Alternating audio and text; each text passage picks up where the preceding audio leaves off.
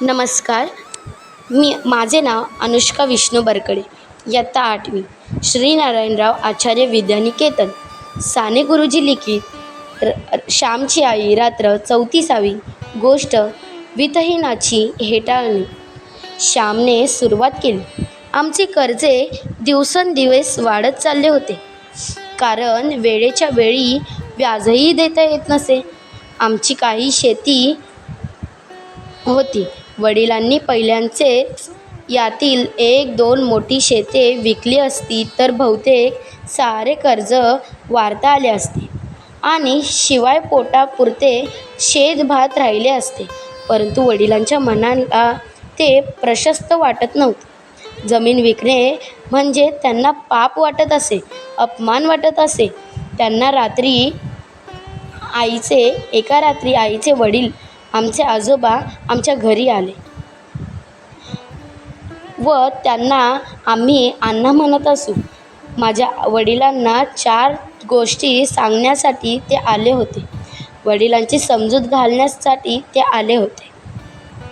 समजूत तर घालून पाहावी हा विचार करून ते घरी आले. आजोबा मोठे हुशार, साक्षेपी, घरस्थ होते. व्यापार चतुर, हिशेबी व धोरणी ते होते. परंतु त्यांना स्वतःच्या बुद्धीचा मोठा अहंकार होता. त्यांच्या म्हणण्याविरुद्ध कोणी बोलले तर त्यांना ते खपत नसे. स्वभावही थोडा रागिष्ट होता. ज्याला कुशाग्र बुद्धी असते त्याला वाटत असते की इतरांना अक्कल नाही, सारी अक्कल आपणच जणू घेऊन आलेले असे तो मानत. नानांचा स्वभावही थोडा असाच होता. माझे वडील असोरीवर पोते टाकून त्यावर बसले होते. जेवणे झाली. आई घरात जेवत होती. बाहेर आजोबा आले व वडिलांजवळ बोलू लागले. नानांनी सुरुवात केली व म्हणाले, हे पा भाऊ, आज तुम्हाला शेवटचे सांगायला आलो आहोत. मी तुम्हाला पूर्वी पुष्कळदा सांगितले आहे, परंतु तुम्ही ते मनावर घेतले नाही.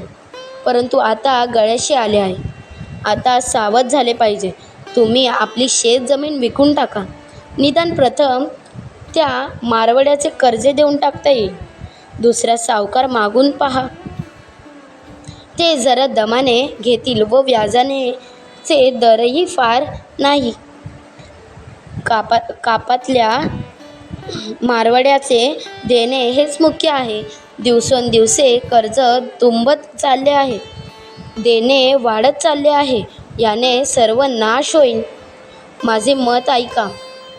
परंतु माझी एवढी काळजी तुम्हाला कशाला? दारिद्र्य पुरुषाला सारेच सल्ला देण्यासाठी येत असतात. दारिद्र्य माणसाला काहीच समजत नाही का? नाना, माझ्या कर्जांची चिंता मला आहे. तुम्हाला पाजर फुटायला नकोत. वडील म्हणाले. भाऊ माझ्याने राहवले नाही म्हणून मी आलो. पोटतिडकी आहे म्हणून मी आलो. माझे आतडे इथे अडकले आहे म्हणून मी आलो. माझी पोटाची पोर तुम्हाला दिलेली आहे म्हणून मी एवढ्या रात्री चिखलातून आलो. माझे सोन्यासारखे नातू, त्यांना थोडे शेतभार घरदार या गावात राहावे. या पूर्वजन्माच्या गावातून ते परगांदात होऊ नयेत, देशोधडीस लागू नयेत म्हणून मी आलो. लवकरच तप्ती येईल. लिलावता पै किमतीचे माल जातात. ते तुमचे पायरे शेर 1500 रुपयास तो विसारपुराला घेत आहे. देऊन टाका. उद्या दर येणार नाही. मारवाडी वारता येईल. नानांनी हृदय ओतून सांगितले. नाना, पायरे शेत कसे विकायचे? या पायऱ्या शेतात आम्ही लहानाचे मोठे झालो. ते शेत आम्ही वाढविले, मोठे केले. मोठ्या मोठ्या धोंडी उरसपड फोड करून फोडल्या. कातळास सुरंग लावले व भातजमीन तयार केली. 10 माणसांचे शेत 3 खडीचे केले. तेथे विहिरी खणली. पायरी म्हणे विका. पायरे शेतावर पोरांचा किती लोक. मुले शनिवार रविवार लहानपणी शेतावरच राहायची. तेथेच वांग्याची भरीत व भात दुर्वाच्या आजीबरोबर खायची. तेथे किती आंबे लावली, फुलझाडे लावली, किती त्या शेताशी जिव्हाळा संबंध. सुद्धा तुम्ही म्हणे जमीन कशी आहे. सोने पिकले तेथे अशी आहे जमीन. दिवसेंदिवस जमीन डोळ्यांना दिसेनाशी झाली आहे. वडिलांच्या शेतीभाती भर घालती येत नाही. दर निदान आहे ती तरी नको का सांभाळायला. जमिनीचा एक तुकडाही माझ्याने विकणार नाही. काळजाचा तुकडा का कोठे कापता येतो. आपली जमीन आपल्याच हाताने विकायची. आपली आई ज्याप्रमाणे विकणे पाप, आपली गाठोड्यातली गाय ज्याप्रमाणे विकणे पाप, तसेच जमीनही माझी आईच आहे. तिच्या धान्यावर आम्ही पोसलेलो आहोत. वडील बोलले, भाऊ मोठल्याल्या गप्पा मारून जगात भागत नसते. बोलणीचीच कडी, बोलाच भात खाऊन अंगावर मांस चढत नसते. जमीन म्हणे आई कशी विकायची. दुसऱ्याची विकत घेता येते का, लुबाडता येते का. त्यावेळेस नाही वाटत जमीन म्हणजे दुसऱ्यांची आई. मला नको ती सांगण्याचा व आणू. एके वेळी तुम्ही दुसऱ्यांच्या शेतावर जप्ती नेत असा, लिलावे करीत असा, या आया हिरावून आणीत असा. जमीन विकत घेतात. व्यवहार पहिला पाहिजे. पुढे देवाच्या कृपेने मुले मोठी झाली, रोजंदार धंदा नीट लागला तर पुन्हा घेतील जमीन विकत. ही जमीन नाही तर दुसरी. परंतु कर्ज डोक्यावर ठेवून जमीन सांभाळणारा कशा राखण करणार. जप्तीची दवंडी पिटवतील, पोलीस येतील, लिलाव होतील, घराला कुलपे ठेवतील, सारी शोभा होईल. म्हणजे मग बरे की आपण होऊनच तसा प्रसंग येऊन देणे, अब्रू सांभाळणे, झाकली मूठ ठेवणे हे बरे. नानांनी विचारले. माझ्या अब्रूचे मी पाहून घेईन. माझी अब्रू म्हणजे तुमची नाही ना. भाऊ म्हणाले, माझीही आहे म्हणून तर आलो. तुम्ही माझे जावई आहात हे विसरलात वाटते. लोक म्हणतील अमक्याच्या जावयाच्या घराची जप्ती झाली. तुमच्या अब्रूत माझीही अब्रू आहे. माझ्या मुलीची अब्रू ती माझीच. तू जरा विचार करा. आपलाच हे का मूर्खासारखा धरणे चांगले नाही. नाना म्हणाले, मूर्ख म्हणा काही म्हणा, तुम्हाला व जगाला आज मला वाटले ते बोलून घेण्यास संधी आहे व अधिकार आहे. मूर्ख म्हणा, अडाणी म्हणा. भाऊ म्हणाले, म्हणणेच म्हटल्याशिवाय राहीन की काय. मोठे सरदार घराण्यातले आम्ही म्हणे सरदार घराण्यातले म्हणून मुलगी दिली, हुंडा दिला. मुलीचा संसार व्हावा म्हणून दिली. तिच्या अब्रूचे धिंडावडे व्हावे म्हणून नाही मुलगी दिली. तुम्ही सरदार ना. हेच का सरदार ना. बायकोच्या अंगावर फुटका मणी ना. धड लायला ना खायला. हेच का सरदार. दारात सावकाराचे धरणेकरी आहेत. बायकाला वाटेल ते बोलत आहे. हेच का सरदार. नाही नीट घरदार नाही काही. हीच का सरदारी. आम्ही म्हणे सरदार. केवढी आईटी होती. 30 वर्षे संसार केलात. एका धन लावलीत. पैची अक्कल नाही मिळवलीत. साऱ्यांनी तुम्हाला फसविले व हकलून दिले. डोळे उघडा थोडे सरदार. भिकाऱ्यांच्या लक्षणे आणि म्हणे सरदार. बरे पोवा. स्वतःला अक्कल नाही तर दुसरा सांगतो तेही ऐकले पाहिजे. तेही नाही. हा काय चावटपणा चालविला आहे. या गाढवापणा काय म्हणावे. भाऊ, हा गाढवपणा आता पुरे. मी सांगतो तसे करा. असे नाना बोलत आहे तो घरातून आई तेथे आली. ती बोलली, घरात आईला ऐकवत ना, तरी मोठ्या कष्टाने ऐकवत होती, परंतु आता तिची शांती भागली. ती बाहेर येऊन नानांना म्हणाली, नाना, माझ्या घरात तुम्ही बसलेले आहात.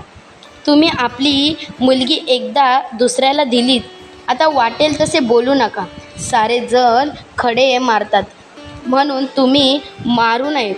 नाना, तुमच्या मुलीचंच पुण्याई कमी म्हणून या भरल्या घराला अवकाळ आली, वाईट दिवस आले. तुमची मुलगी यांच्या घरात येण्यापूर्वी यांचे सोन्यासारखे चालले होते. यांची सरदारगिरी कशाला काढता? तुमच्या मुलीचे नशीब वाईट असे म्हणा. आजपर्यंत सुखाने घास खाल्ला, अब्रूने दिवस काढले, ते त्यांच्या पुण्याईने. मी अभागी आहे, तुमची मुलगी अभागी आहे. त्यांच्याने जमीन विकत नाही तर नाही, काय व्हायचे ते होईल. परंतु मन दुखवू नका, होणारे होऊन जातील. परंतु मनाने मात्र दुखावले राहतात. नाना, फुटलेली मोती सांधता येत नाही, मने वाईट झाली की जोडता येत नाही. त्यांचे मन दुखावू नका. माझे देखत वेडेवाकडे काही बोलू नका. स्वतःच्या मुलीच्या सक्षम तिच्या पतीच्या हेटाळणी कशी करता तुम्ही? कसेही असेल तरी ते माझे पती आहेत. आमचे काय व्हायचे असेल काही ते होऊ, ते तरी बऱ्याचसाठीच करतात ना सारे. मुलाबाळांचे पुढे वाईट व्हावे असे का त्यांना वाटते? देवाला सारे कळत आहे, बुद्धी देणारा तोच आहे. नाना, उगाच शिव्या द्यायचा पुन्हा या झोपडीतून येऊ नका.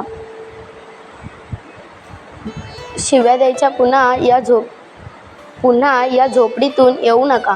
मुलीला व तिच्या पतीला सद्दिच्छेचा आशीर्वाद देण्यास या. 2 गोड शब्द बोलवायास या. तुमचा आशीर्वाद व प्रेम द्या, बाकी काही नको. उपदेश नको. गाव मान देत होता, तुम्हीच नव्हते का पाहिले? सारे दिवस सारखे नसतात. यावर्षी सारे आंबे गळून गेले तरी पुढच्या वर्षी पुन्हा मोहर येईल. झाड वाळून गेले तर पुन्हा पालवी फुटेल ना. नाना, रागवू नका. मी तुमच्या पाया पडते. आमचे जसे व्हायचे असेल तसे हो. परंतु तुम्ही यापुढे कधी त्यांना टोचून नका बोलू. माझे एवढेच मागणे आहे. असे म्हणून आई खरोखरच नानांचे पाय धरवयास गेली. बयो, उठ, तुझी इच्छा आहे तर हा पहा, मी जातो. आजपासून पुन्हा तुमच्या कावडीत पाय टाकणार नाही, समजलीस? माझे म्हाताऱ्याचे काय अडले आहे? नाना, असा अर्थाचा अनर्थ करू नका, त्रास करू नका. तुम्ही येत जा. मी जशी तुमची मुलगी तशीच त्यांची पत्नी. मला साऱ्यांकडे पाहिले पाहिजे. मला तुम्हीही हवेत व हेही हवेत. नाना आम्हाला भाग्य सोडून गेले, भाऊबंधू सोडून गेले, तुम्ही सोडून जाणार का? नाना, तुम्ही येत जा. प्रेमाने आम्हाला भेटवयास येत जा. बायोकडे येत जा. तुमच्या याल ना. आईचा गळा दाटून आला. नाही, मी आता येणार नाही. जेथे आपल्या शब्दांना मान नाही तेथे कशाला जा, असे म्हणत नाना निघून गेले. नाना, तुमच्या पोटाच्या मुलीपेक्षा ओठांचा शब्द तुम्हाला प्रिय ना. गेले, काय करायचे, जाऊन दे. तुम्ही आता पडा. कपाळाला तेल चोळू का, म्हणजे शांत वाटेल. आई वडिलांना म्हणाली, या कपाळकर्त्यांच्या कपाळाला तेल कशाला? तू तिकडे आत जा, मला एकटाच पडू दे. वडील त्राग्याने म्हणाले. गरीब बिचारी आई. ती उठून गेली. धाकटा पुरुषोत्तम निजमला होता. त्यांच्या अंगावरचे पांघरून सरासवून ती गेली. कोठे म्हणजे तुळशीच्या अंगणात जाऊन तुळसादेवीजवळ अश्रू ढाळीत बसली. आजूबाजूचे प्रचंड आम्रवृक्ष गंभीरपणे उभे होते. वारा स्तंभ होता. आकाश स्तंभ होते. माझी आई रडत बसली होती. ते ऋण तिला रडवीत होते. माझ्या आईला रात्रंदिवस ऋण रडवीत होते. धन्यवाद.